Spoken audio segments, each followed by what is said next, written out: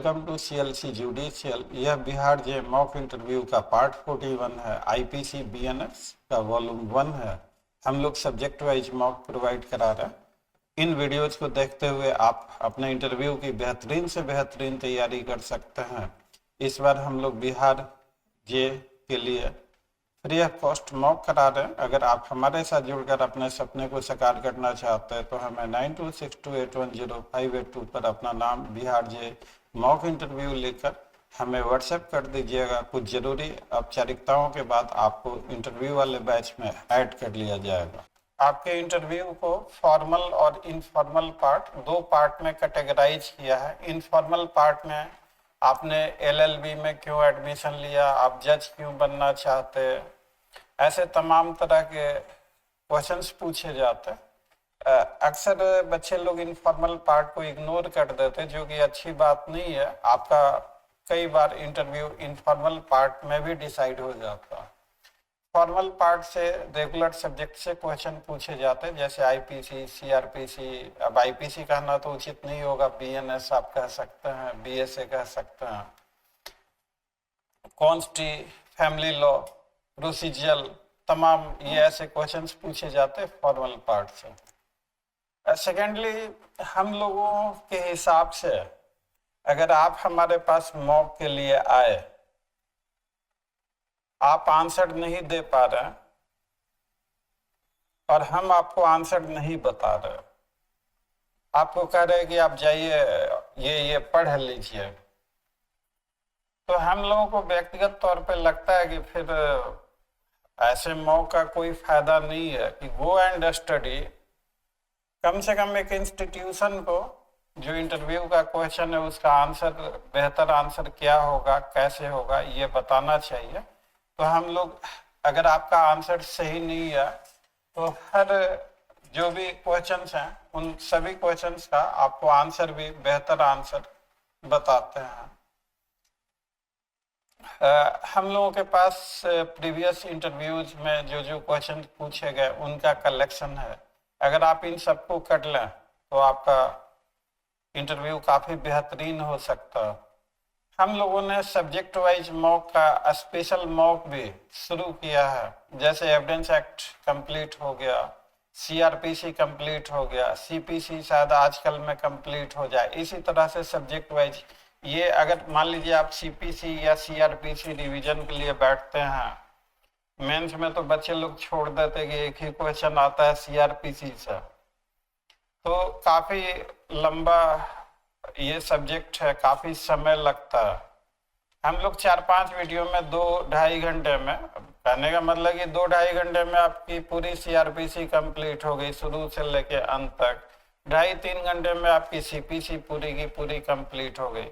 तो यह आपके लिए काफ़ी हेल्पफुल हो सकता है।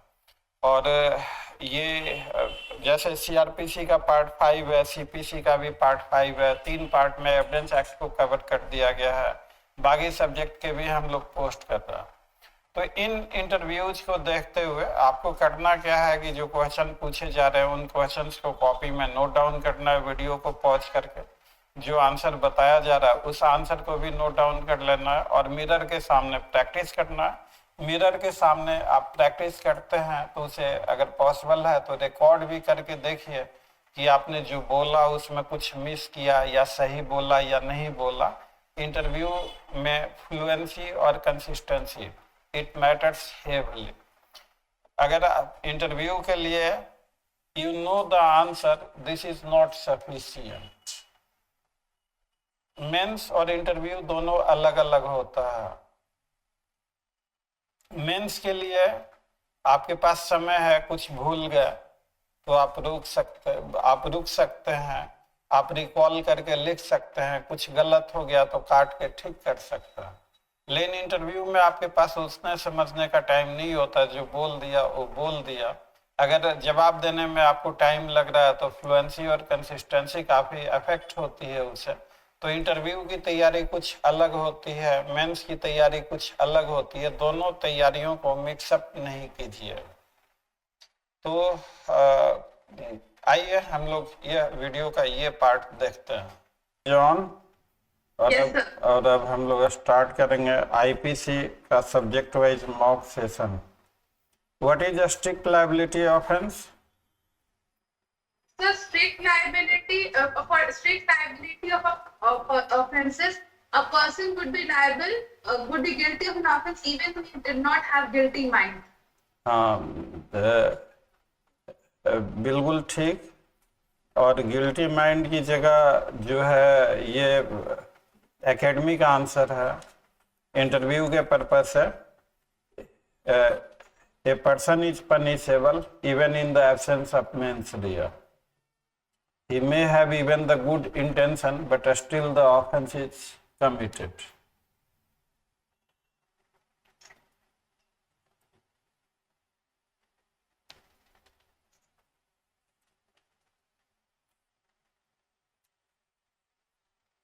A person is punishable even in the absence of mens rea. Normally जो है मेंस रिया और एक्टर्स रिया दोनों होते हैं, तब जाके ऑफेंस होता है। बट जैसे किडनैपिंग, कोई माइनर है, आप उसे उसकी जिंदगी बनाने के लिए, पढ़ाने के लिए, एक अच्छा सिटीजन बनने के लिए विथ ऑल गुड इंटेंशन लेके गया, the moment you took the minor away, the offence of kidnapping is committed. Yes, sir. So, bigamy, whatever be the intention, whatever be the mens rea, that is totally immaterial. और जो पूछा जाए कि BNS तो किसी को याद नहीं हुआ है, तो बात सारी एक ही है, थोड़ा थोड़ा चेंजेज है। तो जो चेंजेज है उनको हम लोग देख लेंगे और पूछें कि नए वाले से बताओ। अगर इनके ऐसा नहीं कहेंगे, लेकिन इन केस अगर कोई ऐसी चीज निकल के आती है तो आप कहना कि सर अब अभी पूरी तरह से नया वाला याद नहीं हुआ है, वो भी समझते हैं इसको। काउंटरफिट का क्या डेफिनेशन है? काउंटरफिट का definition sir two thing resembling with each other.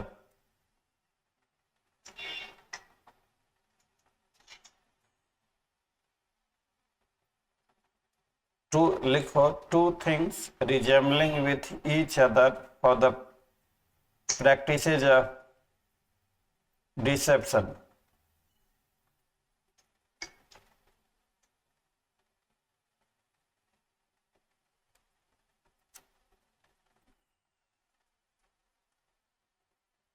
Yes, sir. Dishonestly का क्या डेफिनेशन है? Sir, dishonesty is wrongful gain or wrongful loss. ये बोलेंगे anything done with the intention of causing wrongful gain or wrongful loss. Anything done with the intention of causing wrongful gain and wrongful loss.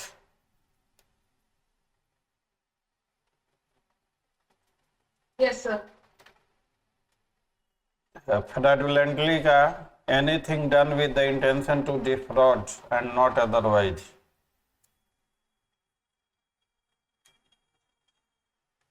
Yes, sir. Gender का क्या definition है? Male female transgender को भी include कर लिया गया। Good faith का क्या डेफिनेशन है?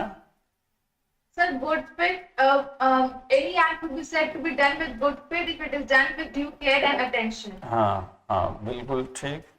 हार्बर किसे कहते हैं? वो हार्बर से वो शिप का होता है। वो शिप का supplying an accused with food shelter and clothing, वो भी होता है, शिप का भी हार्बर होता है, but harbour for the purposes of offence. हाँ, supplying with food shelter clothing. Husband wife में हार्बरिंग नहीं होती। Food shelter cloth drink money arms ammunitions, ये सारी चीज। इंजुरी कितने तरह की होती है? इंजुरी क्या है? इंजरी होता है कोई डैमेज हुआ। हाँ, ये लिखो, injury means any illegally caused harm, to any person in body, mind, reputation or property.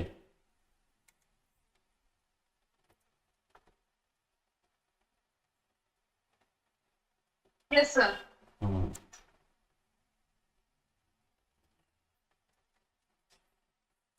Definition clause से पब्लिक सर्वेंट का जो डिफिनीशन है भारतीय न्याय संहिता में, वो डिफिनीशन फॉर लिमिटेड पर्पस है। There are certain offences which can be committed either by public servant or against the public servant. For this purpose, a limited and restrictive definition of public servant is provided under Bharatiya Nyaya Samhita. Anyone into the service of government is public servant as per the Prevention of Corruption Act. So definition of public servant into PC Act is much wider. आगे इसमें wrongful gain किसे कहते हैं?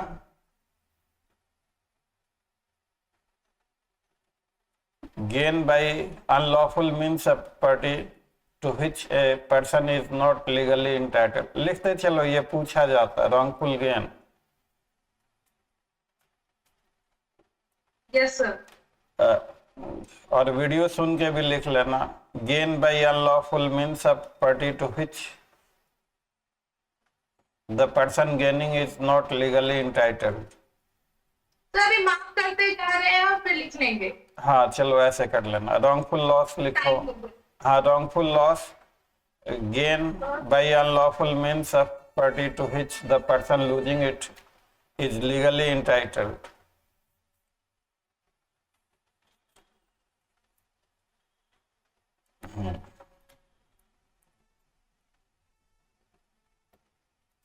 What is extraterritorial jurisdiction? So any offense that is committed outside the territories of India shall be deemed to have been committed within India. और ये जो है कि IPC is applicable even beyond the territory of India on any Indian citizen or any ship or vessel registered within India। तो कोई Indian citizen जाके कोई pornographic act करता है तो he may be prosecuted for obscenity in India. Though जहाँ पे pornographic act वो करता है उस देश का कानून में भी pornography legalised. This is extra territorial jurisdiction. अगर मान लो कि किसी इंडियन को किसी ऑस्ट्रेलियन ने गोली मार दी, can that Australian be prosecuted under Indian law? Yes sir. Australian पे इंडियन लॉ एप्लीकेबल होगा? नहीं सर, इंडियन पे होगा। हाँ, इंडियन ने अगर ऑस्ट्रेलियन को मारा होता तो उस पर लागू होगा। तो this is extra territorial jurisdiction. और इंट्रा टेरिटोरियल, कोई ऑस्ट्रेलियन इंडियन टेरिटरी में रहते हुए अगर कोई ऑफेंस करता तो इंट्रा टेरिटोरियल में IPC is applicable upon Australian citizen also. हाँ, एनीवन हूसएवर इज। और ग्रुप मॉक के शुरुआती वीडियोज में ये सारी चीजें काफी डिटेल में बताई हुई हैं, तो उसको मतलब ग्रुप मॉक को, किसी भी ग्रुप मॉक को स्किप नहीं करना है।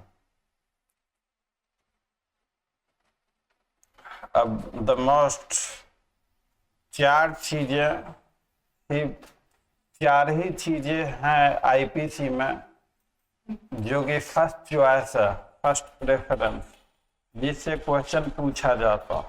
1 is common intention, other is unlawful assembly, third one is criminal conspiracy and fourth one is abetment. ये 4 वाइटल टॉपिक हैं। आईपीसी का हम लोगों ने 40 वीडियोज का सीरीज यूट्यूब पे अपलोडेड है, उनको देखकर बेहतरीन से बेहतरीन तैयारी हो सकती है काफी डिटेल में। आईपीसी के साथ ये प्लस पॉइंट है, हमने ही डाला है आईपीसी का complete series. What is common intention? The prior meeting of minds. ये कहेंगे common intention is prior meeting of mind. When a criminal act is done, act has to be criminal. If the act is not criminal, it will not fall within the purview of section 34. For applicability of section 34, देखो criminal act लिखा हुआ है कि केवल act लिखा हुआ? Criminal act, sir. या तो हमारे आंसर में अगर हम एक्ट बोल देते हैं तो जैसा आप पकड़ेंगे कि नहीं पकड़ेंगे कि कुछ मिसिंग हुआ? हाँ, तो हमें बोलना है criminal act. When a criminal act is done in furtherance of common intention of all, each of such person is liable as if the said act was done by him alone. Furtherance क्या होता है? Advancement. हाँ, advancement, pursuance.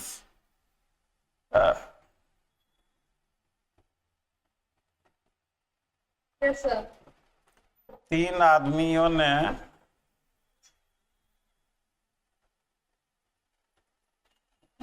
अगला point समझो, there can never be a common intention unless the members unless every person agrees to that, and that is sharing of that is meeting of the mind.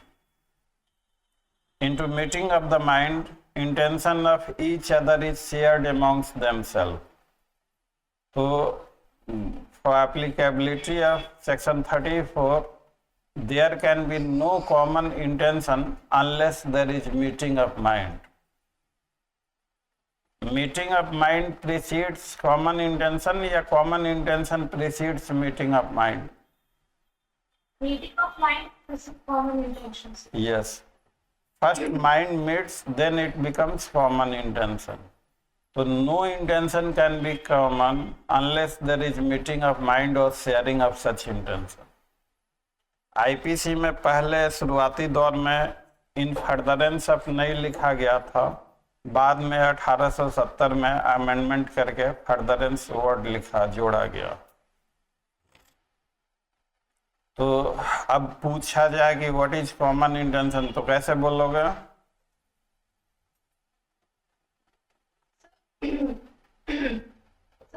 So when a criminal act is done by several persons, then in furtherance of form.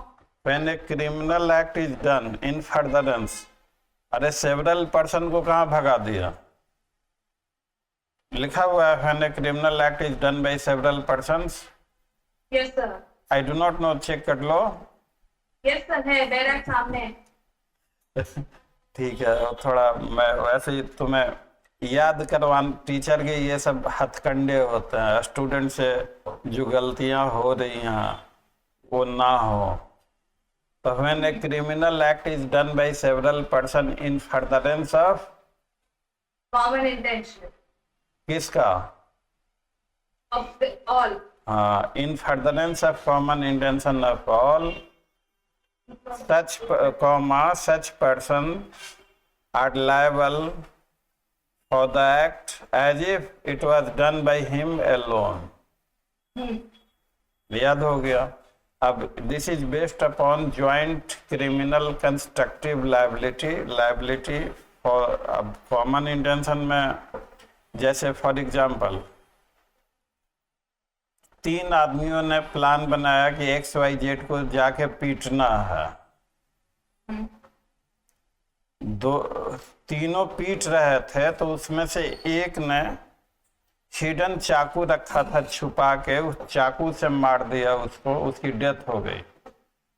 तो क्या death के लिए 34 लगेगा या नहीं लगेगा? There was previous meeting of mind. इस question को ध्यान से सोचना।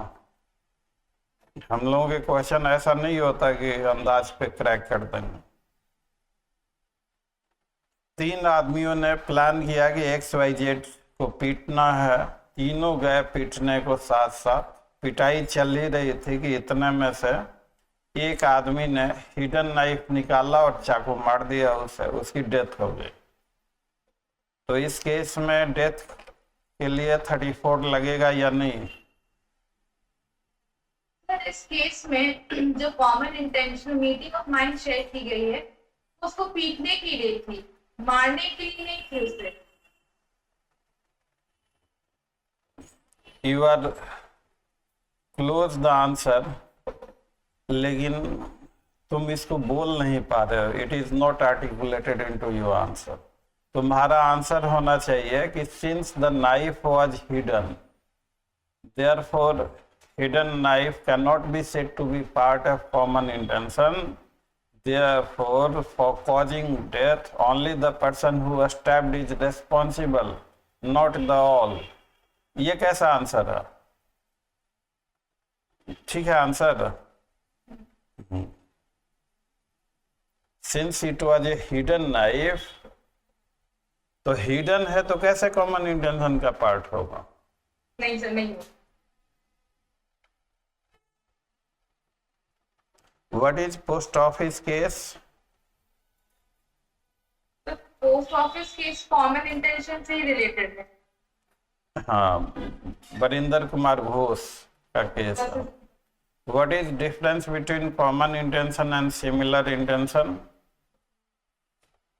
सर कॉमन इंटेंशन में मीटिंग ऑफ माइंड्स होती है, लेकिन सिमिलर इंटेंशन में वो नहीं होता। उसमें हर पर मीटिंग, केवल मीटिंग ऑफ माइंड बोलेंगे या प्रायर मीटिंग ऑफ माइंड बोलेंगे? प्रायर मीटिंग ऑफ माइंड बोलेंगे। क्यों प्रायर बोलेंगे? नहीं बोलते तो क्या होगा? Because meeting of mind has to precede the commission of crime. Meeting of mind after crime होगा या before crime होना चाहिए? बिफोर क्राइम होगा सर। पक्का? I do not know. नहीं सर, बिफोर क्राइम ही होगा। हाँ, the meeting of mind has to precede the actual commission of crime. कितना गैप होना चाहिए? That is maybe even a gap of fraction of second. कोई मतलब meeting of mind और actual commission of the crime में जो gap है, maybe whatever the gap, but it must precede the actual commission of the crime. It can be formed even on the spot.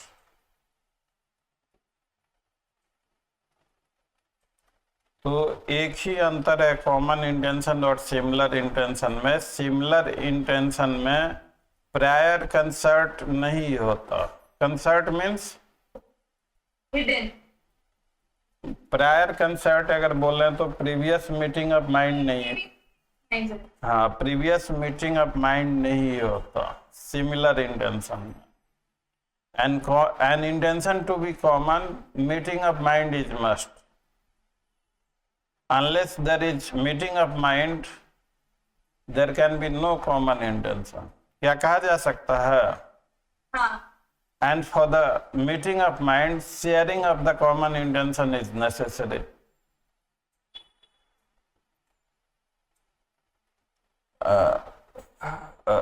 Similar intention में individuals are responsible for their individual act. Common intention is based upon principle of vicarious liability of the crime. A man can be punished for the act of other. लेकिन similar intention में one is to be individually punished. Any case differentiating between similar intention and common intention? महबूब शाह का case नहीं पढ़ा है? IPC बहुत दिन से नहीं पढ़ा है। अरे महबूब शाह के केस के फैक्ट को बता रहा हूँ। किसी की पिटाई हो रही थी, दो आदमी किसी की फसल काट रहे थे, तो एक्यूज के भतीजे ने शोर मचाया, तो जो फसल काट रहे थे उन्होंने पिटाई कर दी भतीजे की। उसने शोर मचाया, तो उसका शोर सुनकर महबूब शाह एक और आदमी, एक बंदूक लेके वही घूम रहा था और एक डंडा लेके घूम रहा था, तो अचानक पहुंचे वहां पे और देखते ही उन्होंने गोली चला दी। तो उनमें मीटिंग ऑफ माइंड नहीं हो पाया, and it was held to be a case of similar intention. तो in the absence of similar intention, in the absence of meeting of mind, it becomes the case of similar intention, and each were individually punished for their respective act. तो महबूब शाह का case, that is the best case to explain difference between similar intention and common intention. What is unlawful assembly? बताओ। Section 41। हाँ sir. अगर if the assembly of 5 or more, उनका अगर common object क्या है? To aver away by criminal force or show of criminal force, to resist the execution of any law, to commit any mischief, criminal trespass or other offense, और use of, तो ये 5 दिए हुए हैं common. अगर उन 5 में से कोई एक ऑब्जेक्ट है तो डेट ऑब्जेक्ट में भी कॉल्ड कॉमन ऑब्जेक्ट। पूछा जाता कॉमन इंटेंशन और कॉमन ऑब्जेक्ट में क्या अंतर है? तो कॉमन इंटेंशन में अभी हम लोगों ने पढ़ा कि meeting of mind is must. In the absence of meeting of mind there can be no common intention. Common object में meeting of mind is not necessary. Wider कौन सा है, कॉमन इंटेंशन या कॉमन ऑब्जेक्ट? Common object. हाँ, because common intention तभी होगा जब meeting of mind होगी, but the cases which have no meeting of mind are not covered into common intention. And since meeting of mind is not necessary, therefore common object is much wider. What is object? Purpose or design of committing the crime. तो common object में liability arises merely by membership of unlawful assembly.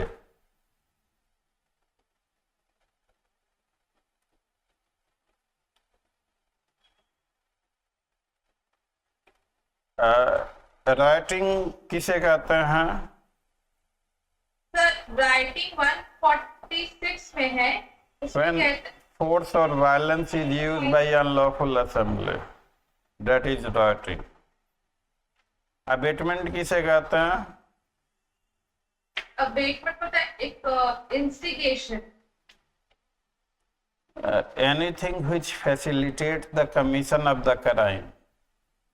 It can be caused by 3 means have been explained. One is instigation, other is engaging into conspiracy, and third is by intentional aiding. Mahabharat देखा है?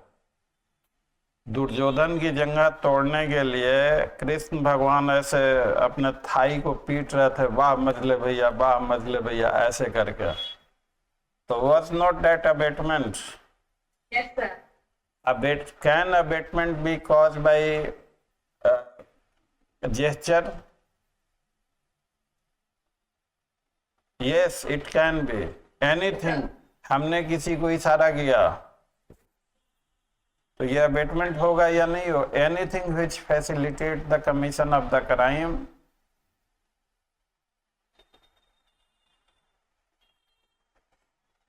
Provision, इसका याद रख, provision last में बोलना है। तो एकदम अगर याद नहीं है तो छोड़ सकते हैं। हाँ, अगर मतलब कोशिश करना है कि याद हो जाए। गिनती उंगलियों पे तो इतना आसान सिलेबस कर दिया गया है, क्या पढ़ना है, क्या थोड़ी थोड़ी चीजें याद करना है, याद कर लो उसको, समय है ये। हो जाएगा सर। मैंने तुम्हें कहा कि सोमा उसको XYZ को गोली मार दो, तुमने कहा नहीं मारूंगी, अबेटमेंट होगा नहीं होगा? नहीं होगा sir.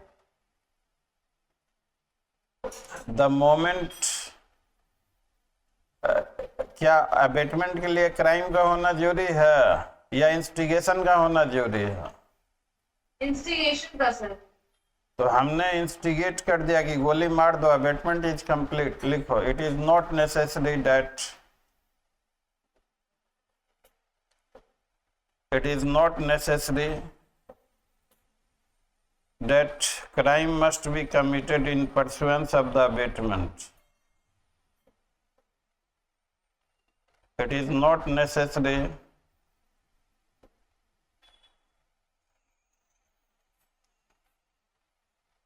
Yes sir. that crime must be committed in pursuance of the abatement, even if no crime is committed in pursuance of the abatement.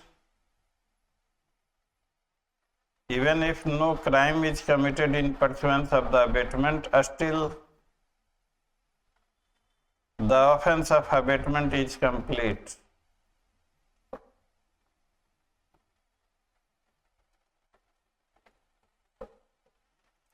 English law के हिसाब से there are 2 degrees of principles of crime.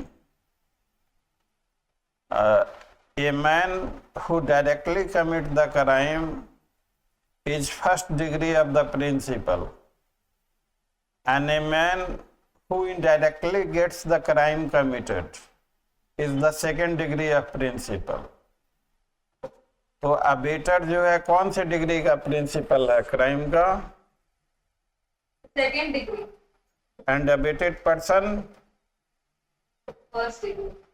हाँ, abetment में किसका intention material है, abettor का या abetted person का? अबेटर का। Yes, correct. अबेटमेंट की पनिशमेंट क्या है? अगर एक्ट में प्रोवाइड किया गया है तो वो पनिशमेंट हो गया, ना तो जो क्राइम का पनिशमेंट है वही पनिशमेंट अबेटमेंट का होगा। If in consequence of abetment crime is committed, but if in consequence of abetment crime is not committed, तब इसको रिवाइज कर लेना। अगर उसमें कैटेगरी है कि ऑफेंस का क्या पनिशमेंट है, और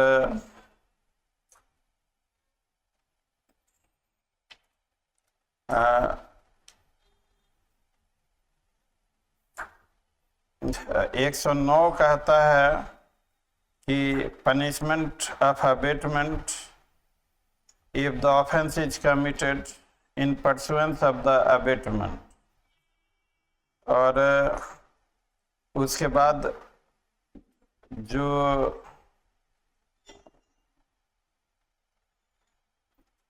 115 कहता है कि if the offense is not committed, तो पनिशमेंट वगैरह नॉर्मली नहीं पूछा जाता है, लेकिन एक बार देख लेना। क्रिमिनल कॉन्स्पिरेसी का क्या डेफिनेशन है? 120A में है, doing any illegal act or an act by which is not illegal by unlawful means. नए वाले डेफिनेशन में और पुराने वाले डेफिनेशन में कोई अंतर भी है? नहीं देखा है सर। अंतर है, कॉमन ऑब्जेक्ट को भी जोड़ दिया गया है। और नया वाला डिफिनीशन जो क्रिमिनल कॉन्स्पिरेसी का है वो 61 का सबसेक्शन 1 निकालो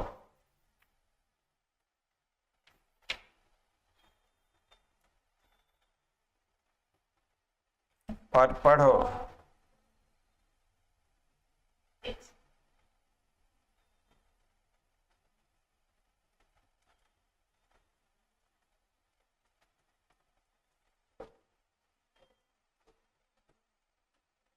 नया वाला पढ़ो 61।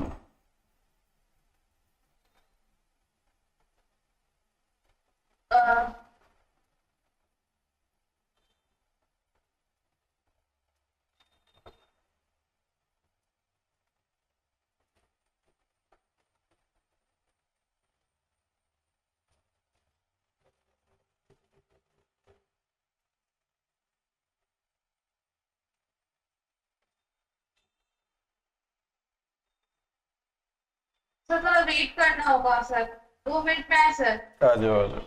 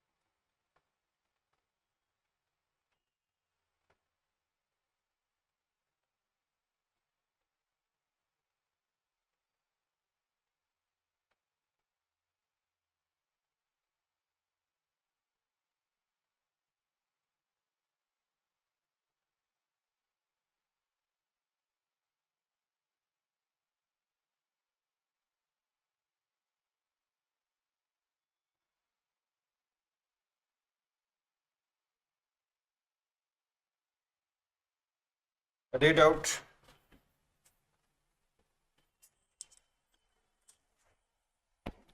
Yes sir. When two or more persons agree with the common object to do. Common object, yes common object की बात की गई थी पुराने वाले में। नहीं सर। हाँ तो कॉमन ऑब्जेक्ट को ऐड कर दिया गया, बाकी सारा चीज एक ही है। तो either agree to do or cause to be done an illegal act, और दूसरा an act which is not illegal by illegal means. तो an act which is not illegal, सोचो एक second, an act which is not illegal मतलब legal act. The doing of legal act by illegal means, तो उसको criminal conspiracy में रखा गया। अगला पॉइंट इसमें नोट करना है कि if the agreement pertains commission of an offence, if the agreement pertains commission of the offense,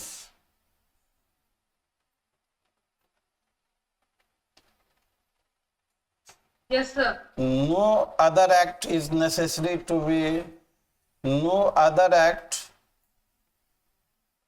is required to be committed in pursuance of the agreement.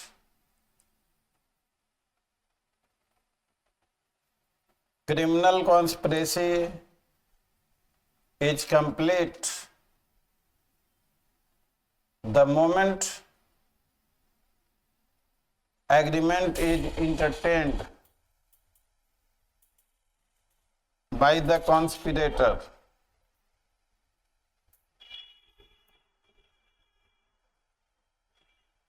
Yes sir. ये definition अंग्रेजों ने बनाया था क्रांतिकारियों को पनिश करने के लिए। अब जैसे हमने और तुमने तय कर दिया कि वाइसराय को गोली मार देंगे, उसके बाद हम भी भूल गए, गुस्से में आके तय कर लिया कि हाँ हाँ ये जो इसको गोली मार देना। हमने कोई भी काम नहीं किया, गोली मार, भूल गए, कुछ किया ही नहीं, but still we are liable for the punishment.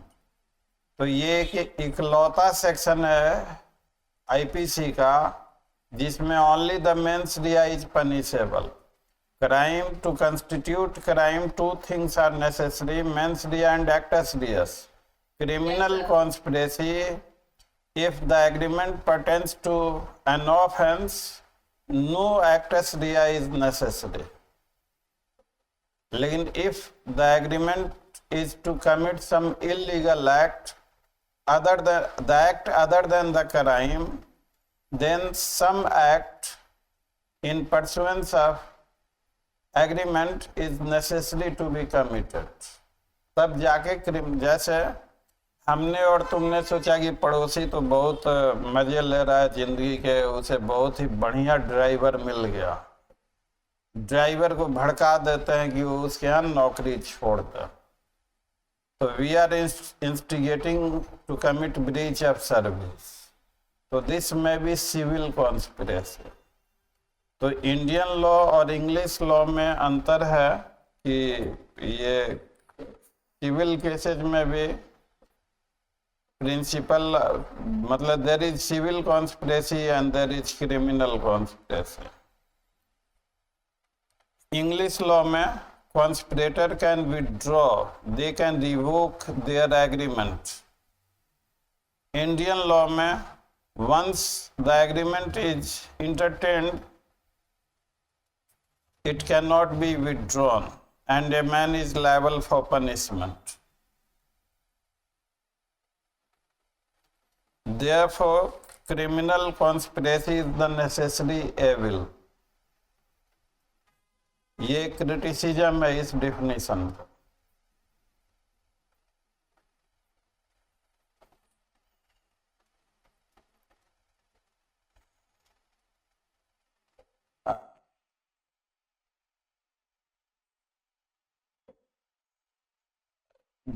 दस आदमी इन pursuance of their common object किसी को पीटने गए, उसमें से 9 आदमी अंदर गए और एक आदमी बाहर ही रहा। उस 9 आदमी अंदर गए और एक आदमी बाहर ही रहा। जो आदमी बाहर रहा, can he still be punished under section 149 IPC?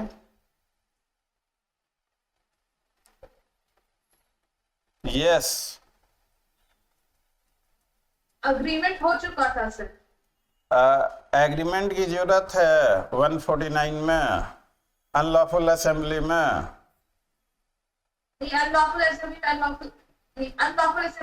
Answer is mere membership of the unlawful assembly makes the person liable for the punishment. Yes sir. हाँ, 149 में liability arises on mere membership of unlawful assembly. तो ये चारों चीजें, ये चार बहुत ही वाइटल है: common intention, common object, abetment and criminal conspiracy. Normally इसी से पूछा जाता, आगे पूछा जाता थेफ्ट, एक्सटॉर्शन, रॉबरी, डकैती, फाइनेंशियल ऑफेंसेस से।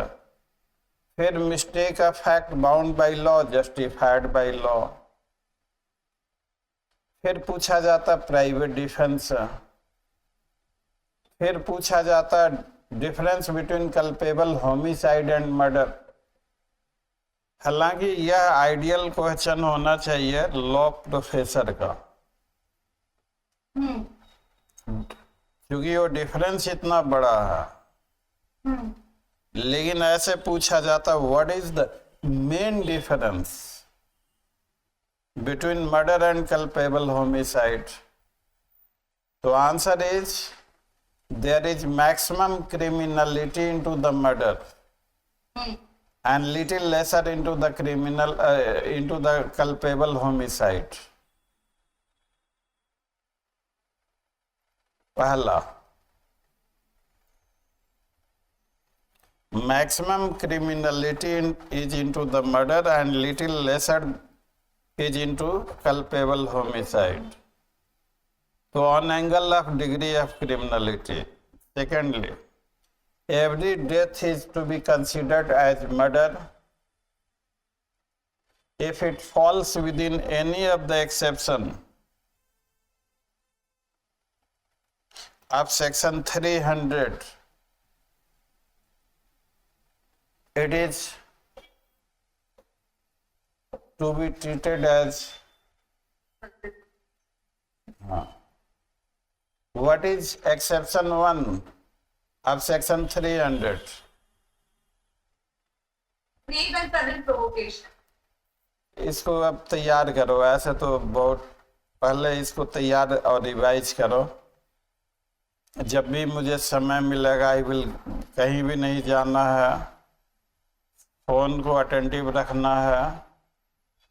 हम चाहते हैं कि as early as possible IPC से खूब क्वेश्चन पूछा जाता है। आईपीसी से क्वेश्चन पूछना एक आइडियल इंटरव्यू है, because you are going to be appointed as magistrate. और पता ना सिलेबस कैसा बना है, आईपीसी को रखना चाहिए था उनको सिलेबस में। एक मजिस्ट्रेट क्या करेगा कोर्ट में इन द एब्सेंस ऑफ आईपीसी? अब जिन लोगों ने भी आईपीसी का, जिन लोगों ने भी बिहार जे का सिलेबस बनाया, बिहार जे के सिलेबस में मुझे लगता है कि उनसे चूक हो गई है। आईपीसी को रखना चाहिए था, लेकिन स्टूडेंट एंगल से इतना फालतू का सब्जेक्ट है, एडमिन लॉ वगैरह और क्या क्या, कमर्शियल लॉ, नेगोशिएबल इंस्ट्रूमेंट तक तो ठीक है, लेकिन कंपनी लॉ जैसे सब्जेक्ट को रखना, कंपनी लॉ सिर्फ बिहार में ही है, एडमिन लॉ को रखना और आईपीसी को नहीं रखना, तो पता नहीं किस तरह का सिलेबस है ये। लेकिन अब क्या करना हम, और इसलिए आईपीसी से खूब क्वेश्चन, इंटरव्यू में खूब आईपीसी से क्वेश्चन पूछे जाता।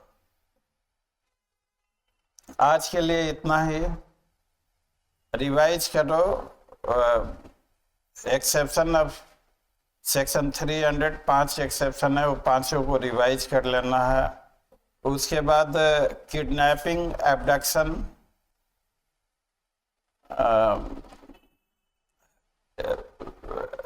टॉपिक डिक्टेट करा दें कि which you need to study. Yes sir, वो करवा दीजिए, हमको ठीक रहेगा। डिफिनीशन क्लॉज तो हमने करवा दिया अभी। पहला में डिफिनीशन क्लॉज, दूसरे में लिखो common intention, common object, abetment, criminal conspiracy. Yes sir. आगे लिखो किडनैपिंग, एब्डक्शन,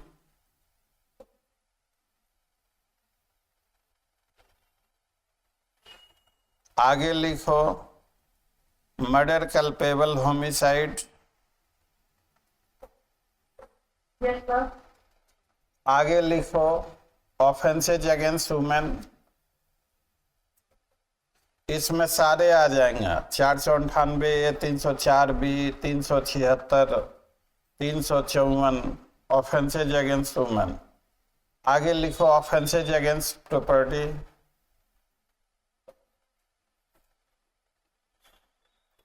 उसमें थेफ्ट, एक्सटॉर्शन, रॉबरी, डकैती, चीटिंग,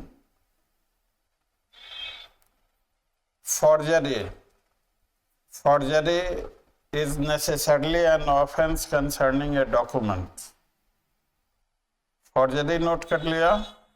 फिर आगे इसमें नोट करो, एक फॉर्जरी हो गया, इधर हो गया,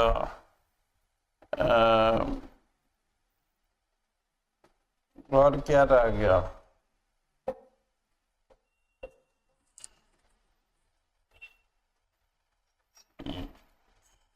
ये प्राइवेट डिफेंस लिखे, जनरल एक्सेप्शन, जनरल एक्सेप्शंस लिखो। ठीक है। Offences against state and public tranquillity,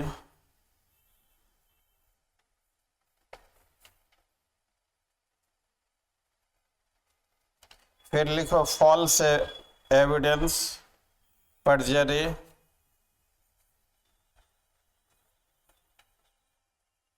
Yes, sir.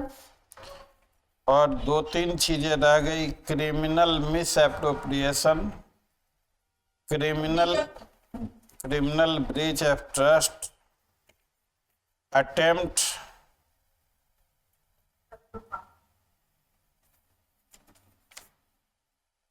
Yes, sir. Defamation.